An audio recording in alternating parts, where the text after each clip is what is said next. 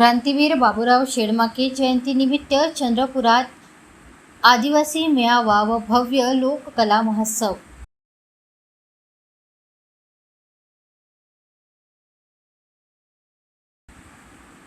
क्रांतीवीर बाबूराव पुल्लेश्वर शेडमाके यांच्या जयंतीनिमित्त एकात्मिक आदिवासी विकास प्रकल्प कार्यालय चंद्रपूरच्या वतीने वीर बाबूराव शेडमाके शहीद स्मारक मध्यवर्ती कारागृह परिसर येथे आदिवासी मेळावा व भव्य आदिवासी लोककला महोत्सव उत्साहात साजरा करण्यात आला।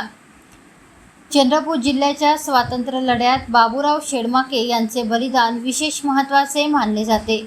12 मार्च 1833 रोजी अहेरी तालुक्यातील मोलमपल्ली येथे त्यांचा जन्म झाला, तर ब्रिटिशांविरुद्ध बंड पुकारल्याने 21 ऑक्टोबर 1858 रोजी त्यांना फाशी देण्यात आली होती। महोत्सवात पारंपरिक आदिवासी लोककला, नृत्य व वाद्यांचे आकर्षक सादरीकरण करण्यात आले। विविध आदिवासी पथकांनी लोककला स्पर्धेत सहभाग नोंदवून आपल्या पारंपरिक कलांची झलक सादर केली। यावेळी आरोग्य शिबिराचेही आयोजन करण्यात आले होते।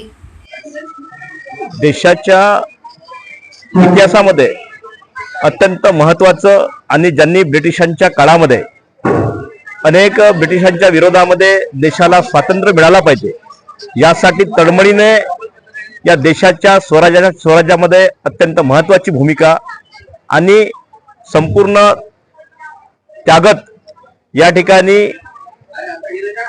या देशाचे खरे जननायक क्रांतीसूर्य क्रांतीवीर बाबूराव पुल्लेश्वर शेडमाके यांच्या जयंतीच्या निमित्तानं सर्वांना या ठिकाणी कोटी कोटी प्रणाम करतो।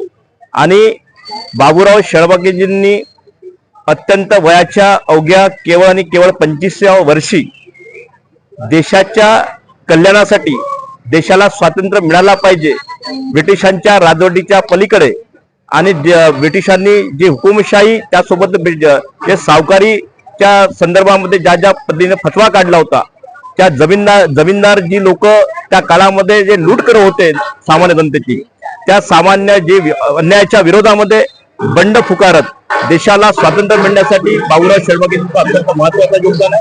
आणि 12 मार्च 1857 या झाडाच्या खाली ब्रिटिश गव्हर्नमेंटनी त्यांना या ठिकाणी फाशी देऊन आणि फाशी दिली आणि हा शहीद योद्धा खऱ्या अर्थाने 21 ऑक्टोबर 1957 या ठिकाणी याच झाडाच्या खाली त्या ठिकाणी त्यांना फाशी देण्यात आली खऱ्या अर्थाने।